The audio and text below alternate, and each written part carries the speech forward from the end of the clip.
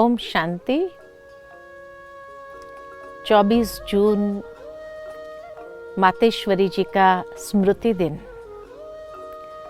जैसे जैसे जून मास आरंभ होता है कि हर यज्ञ वत्सों के अंदर मातेश्वरी जी की स्मृति उभर उभर करके आती है।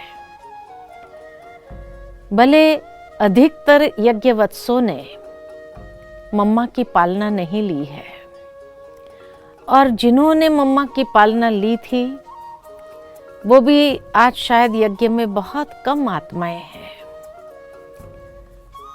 परंतु दादियों के मुख से जो हम सभी ने मम्मा के चरित्र सुने हैं, या जब भी मम्मा का फोटो भी देखते हैं तो वो चेहरा बहुत कुछ बयान कर देता है। उनके संपूर्ण व्यक्तित्व को हमारे सामने वर्णन कर देता है, और हर एक को मन में यही प्रेरणा मिलती है कि आदर्श ब्रह्मा कुमारी जीवन अगर हो तो वो मातेश्वरी जगदम्बा सरस्वती का था। मम्मा के लिए कहा जाता है कि जब यज्ञ में आए तो शुरू से ही मम्मा का जीवन चरित्र ऐसा था कि अनेक प्रकार के शौक होने के कारण मम्मा का स्वर बहुत सुंदर था। जब सितार बजाती थी और गीत गाती थी तो जैसे साक्षात सरस्वती इस धरा पर उतर आई हो, ये हर एक को महसूस होता था। इतने मधुर स्वर में वो गीत गाती थी, साथ ही साथ ओम की ध्वनि लगाती थी। और इसीलिए जब बाबा के इस यज्ञ को ओम मंडली के नाम से जाना जाता था, तो उस समय जो भी दादियां थी उनके नाम के आगे ओम शब्द जरूर रखता था। जैसे मम्मा का नाम राधे था तो ओम राधे कह करके ही बुलाते थे। और उसके बाद जैसे ही सभी को अव्यक्त बाप दादा ने नए सद्गुणों के आधार पर नाम दिए, तब मातेश्वरी जी को यही कहा कि ये जगदम्बा सरस्वती है। ये मातेश्वरी जी का अलौकिक नाम था। मम्मा की स्मृति के बारे में जब सुनते हैं तो कहा जाता कि जब बाबा मुरली चलाते थे तो ऐसी चात्रक होकर के वो बैठती थी कि मुरली का एक एक शब्द जैसे अंदर में समाता जाता था। कई बार बाबा जब कहते थे मम्मा को कि मम्मा आज बाबा ने क्या सुनाया वो आप सुनाओ, तो हूबहू एक एक शब्द वैसे का वैसे ही रिपीट होता था। कोई भी परिस्थिति आई तो बाबा के आगे मम्मा और भाऊ दोनों ऐसे खड़े हो जाते थे जो आज तक भी साकार बाबा पर नहीं आती थी। ऐसी उनकी शक्ति थी, और उस शक्ति के कारण हर विघ्न को सहजता से पार किया।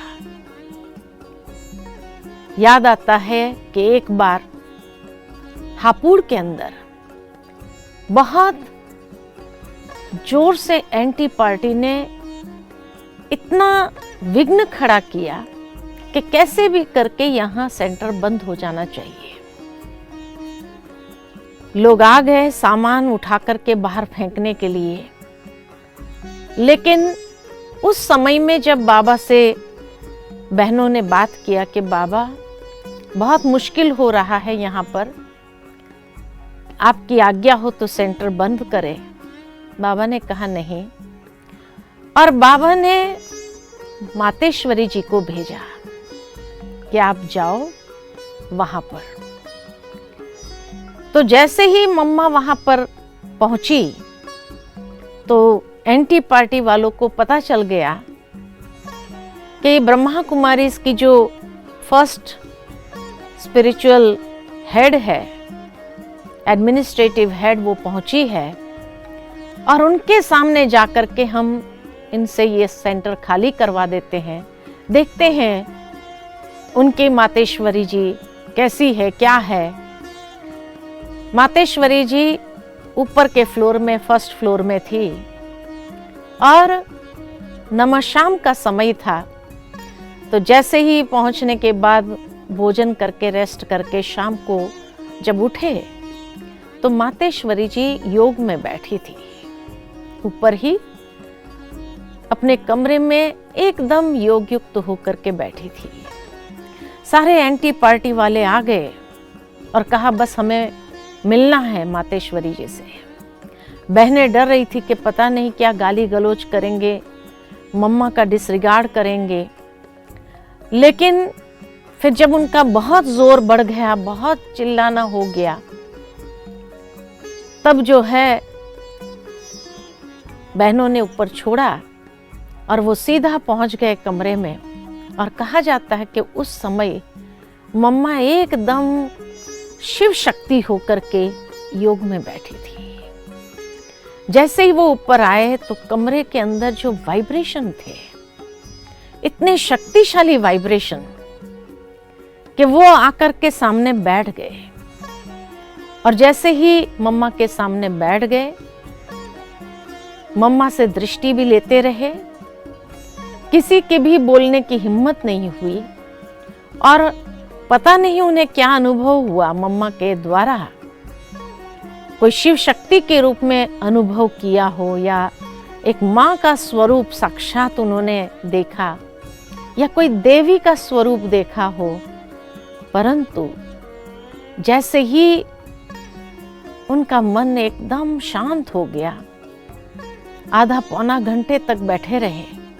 पौने घंटे के बाद जैसे ही वो उतर करके नीचे गए, सारे लोग जो नीचे खड़े थे वो कहने लगे कि क्या हुआ, क्या कहा इनकी मातेश्वरी जी ने।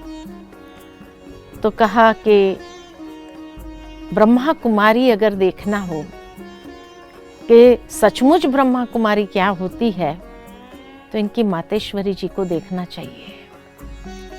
लोगों ने सोचा इन लोगों के ऊपर भी जादू लग गया, लेकिन तब उन्होंने कहा जादू की कोई बात नहीं है, वो साक्षात देवी है, वो साक्षात एक माँ है। और उसके बाद कभी भी दोबारा हंगामे करने के लिए वो नहीं आए, न सेंटर बंद करवाने के हिसाब से वहां पर पहुंचे। तो मातेश्वरी जी का जो स्वरूप था, एकदम शिव शक्ति, गंभीरता की मूर्ति। अगर कोई हंसी की बात होती थी तो भी एक दैवी मुस्कान उनके चेहरे पर आ जाती थी। ज्ञान को इतना घोट घोट करके उन्होंने हजम किया हुआ था कि वो गंभीरता की जो मूर्ति थी, आंखों में, दृष्टि में इतना ही स्नेह समाया हुआ होता था, लेकिन चेहरे में वो एक दैवी स्वरूप। आज भी उनके चित्र से वो स्वरूप प्रैक्टिकल में दिखाई देता है। और शायद इस ईश्वरीय विश्वविद्यालय में जो दीदियां उस समय समर्पित हुई, अक्सर अधिक बहनों के मुख से यही सुनने को मिला है कि जब हमने मम्मा को देखा, उसके बाद हमने ये संकल्प कर लिया कि बस जीवन बनाना है तो इनके जैसा हो, जीवन अगर हो तो इनकी छत्र छाया में ही हमारा जीवन पले बढ़े, यही जीवन है। जीवन की व्याख्या क्या होती है, जीवन किसको कहा जाता है, वो मातेश्वरी जी का जीवन बयान कर देता था। और जिसको कहा जाए कि साकार बाबा से जो बाबा ने कहा, मम्मा ने हमेशा कोई बात के लिए ना शब्द नहीं कहा। हाँ जी, जी बाबा, यही मम्मा के मुख से शब्द निकलते रहे और इसीलिए मम्मा हमेशा कहती थी कि हुक्म ही हुक्म चलाए रहा है। यानी हमेशा अपने आप को निमित्त समझना और निमित्त समझते हुए हर कार्य करना, बाबा के हर श्रीमत, हर आज्ञा को जो है जैसी है वैसी अपने जीवन के अंदर धारण करना, एकदम न्यारा प्यारा जीवन एक अलौकिक मां के रूप में हरेक की पालना उन्होंने किया। साथ ही साथ कहा जाता है कि एक बार मधुबन में जब भी बाबा कहीं से भी बाहर से आते थे तो 5 दादियां हमारी आंगन में खड़ी होती थी बाबा के वेलकम के लिए। उसमें मम्मा होती थी, पुष्पमणि दादी होती थी, ईशु दादी, संतरी दादी, ब्रिजेंद्रा दादी, ये 5 जैसे कि शिव शक्ति रूप बन करके सामने खड़ी होती थी और बाबा का वेलकम करते थे। कहीं से भी बाबा जब आते थे सेवा से तो वेलकम करते थे। तो एक बार जब बाबा मधुबन में थे और कहीं से कोई पार्टी आई थी और वो पार्टी जाने लगी जैसे, तो हमेशा विदाई के समय मम्मा बाबा साथ में होते थे विदाई देने के लिए। तो बाबा जब उस पार्टी से मिल रहा था तो बाबा के मन में एक संकल्प आया और मम्मा से कहा कि बाबा की इच्छा है कि इन बच्चों को साबूदाने का हलवा खिलाएं। मातेश्वरी जी ने कहा जी बाबा, और वहां से उठे और तुरंत हलवा बनाने के तैयारी में लग गए, हलवा बनाने लगे।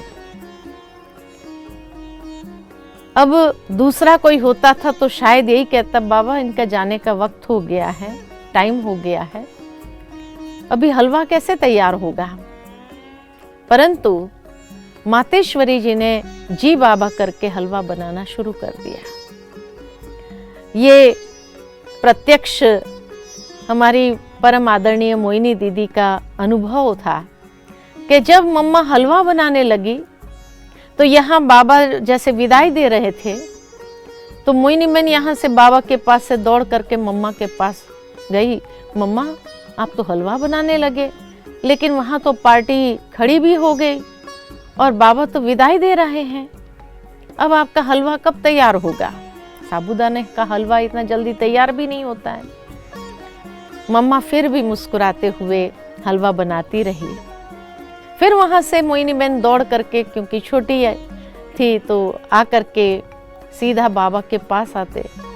बाबा उस पार्टी के साथ विदाई देते हुए पांडव भवन के पीछे का जो एक पेड़ है जहाँ बाबा हमेशा खड़े रहते थे और सफेद रुमाल हिलाते हुए सबको विदाई देते थे। तो जब पार्टी जाने लगी बाबा ने रुमाल भी हिला दिया। मोहिनी दीदी दौड़ करके फिर मम्मा के पास आई, मम्मा पार्टी तो चली भी गई, बाबा ने रुमाल भी हिला दिया, विदाई भी दे दी, अभी तक आपका हलवा तो बना ही नहीं, अभी क्या करना है, क्यों बना रहे हो, पार्टी तो चली भी गई।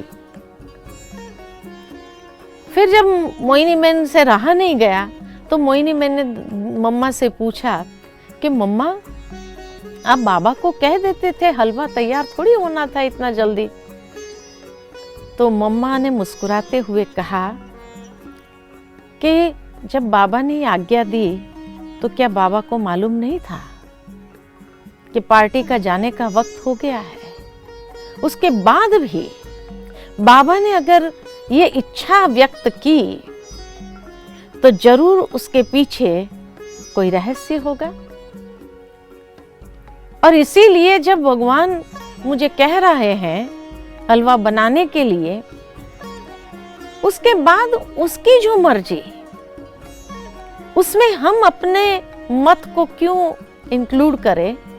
ये मम्मा का भाव था कि बाबा अगर कोई भी डायरेक्शन देते हैं तो क्या उनको मालूम नहीं होता है क्या।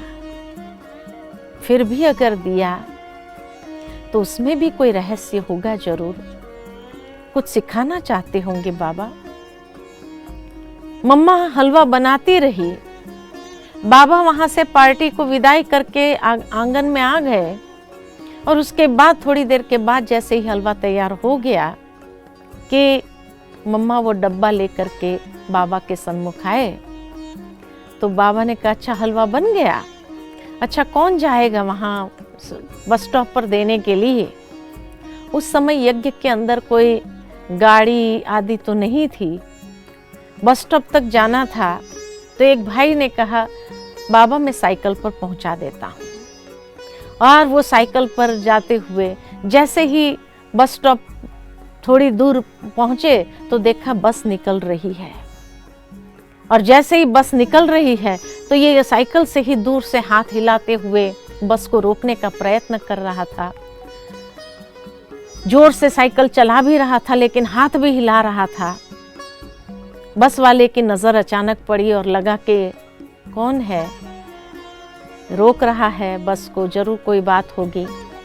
तो इसलिए वो ड्राइवर ने रोक भी दिया, और जैसे ही बस रुकी भाई पहुंच गया और वो पार्टी को वो डब्बा दिया कि ये बाबा ने मम्मा ने खास बनाया आपके लिए और बाबा ने खास भेजा है। आप सोचो कि जब वो हलवा मिला होगा और वो सारे बच्चों ने रास्ते में स्वीकार किया होगा, कितने नैनों से अश्रुधारा बह रही होगी। इतना प्यार कौन करेगा। जरूर वो माता पिता के रूप में जो पालना कर रहे थे वही इतना प्यार कर सकता है। और एक एक बच्चों के जीवन में बाबा ने हर कर्म हर चरित्र यादगार रूप में बनाए।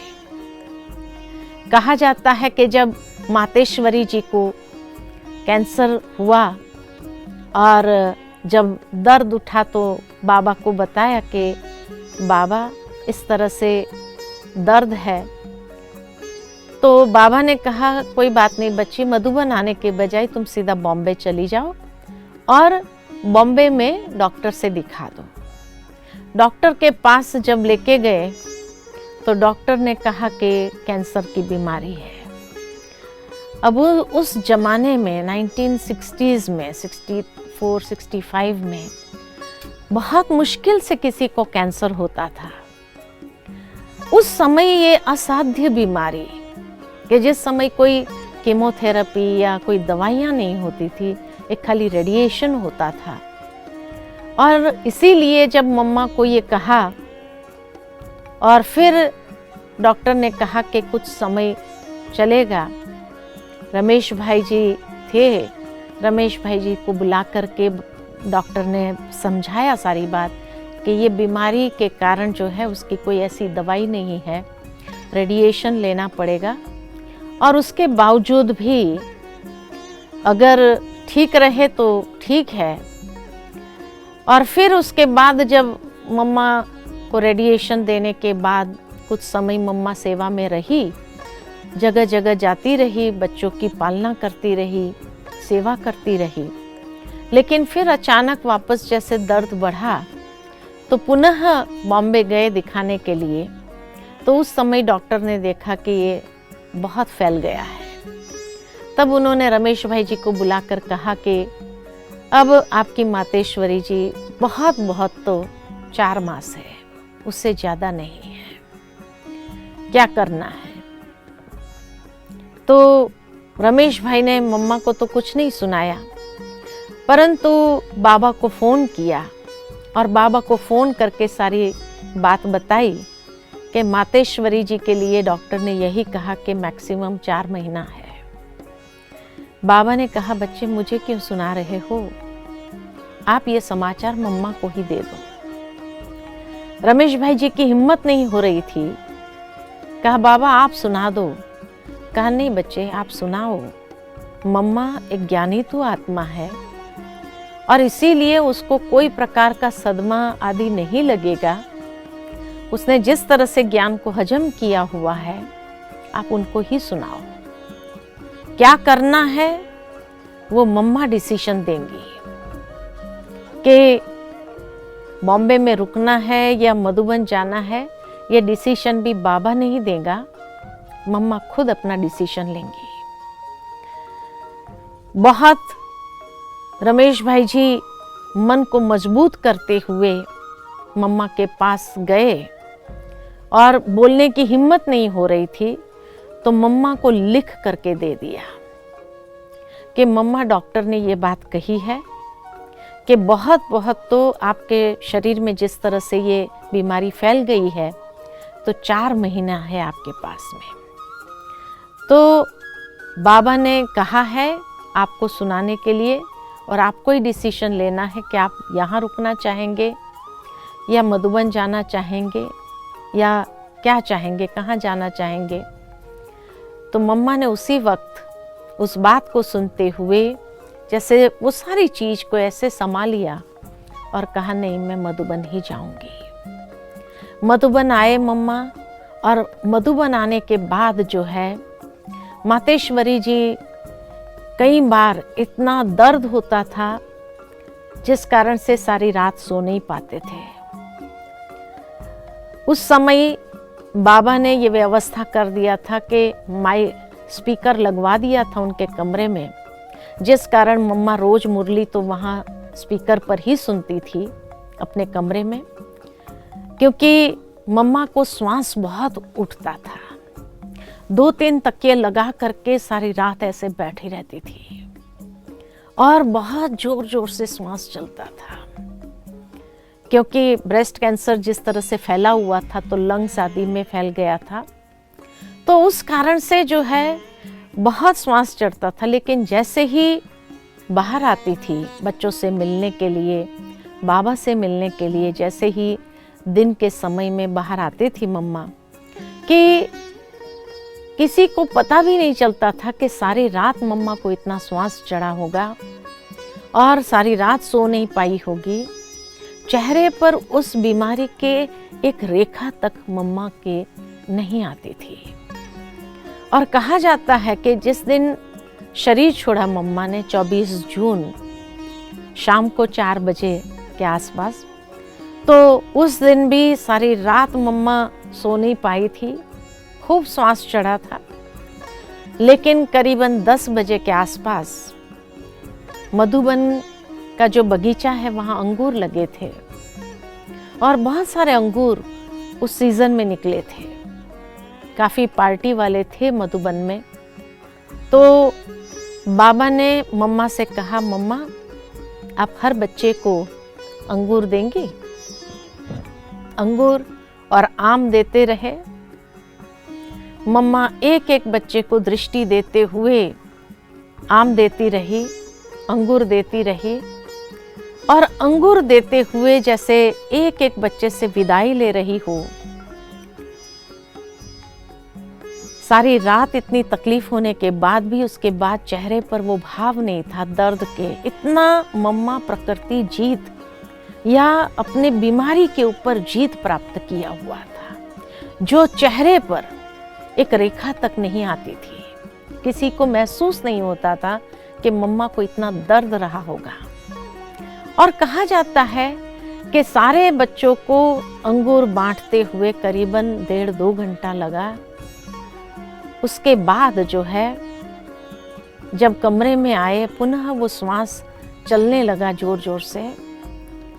तो आदरणीय मोहिनी दीदी ने मम्मा से कहा कि मम्मा आपको बाबा से मना कर देना चाहिए था कि अंगूर आज नहीं बांटेंगे।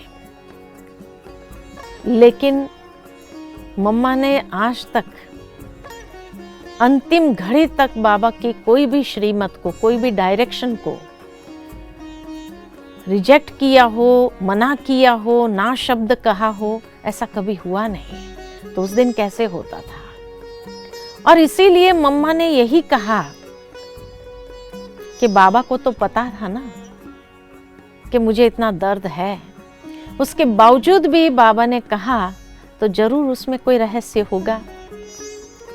और ये रहस्य बाद में स्पष्ट हुआ कि बाबा ने क्यों अंगूर बांटने के लिए मम्मा से कहा था, क्योंकि बाबा मम्मा के एक एक कर्म को यादगार बनाना चाहते थे। और इसीलिए आज तक यज्ञ के अंदर 24 जून माना अंगूर जरूर हर एक ब्राह्मण वत्सों को मिलता ही है। आज भी वो अंगूर, तो मम्मा का वो कर्म कैसे एक यादगार बन गया, जो आज तक भी यज्ञ के अंदर एक रीत रस्म के रीति से हो गया कि 24 जून माना हर एक को मुरली क्लास के बाद भी अंगूर जरूर मिलेगा ही। तो ये कुछ बातें मम्मा के विषय में जो सुनी थी परम आदरणीय दादियों के द्वारा, और जो उनसे अपने जीवन में हम सीख प्राप्त कर सके उनके चरित्र से, वो बात आज आप सबके साथ शेयर किया। वो बात आज आप सबके साथ हमने शेयर किया। इसी के साथ ओम शांति।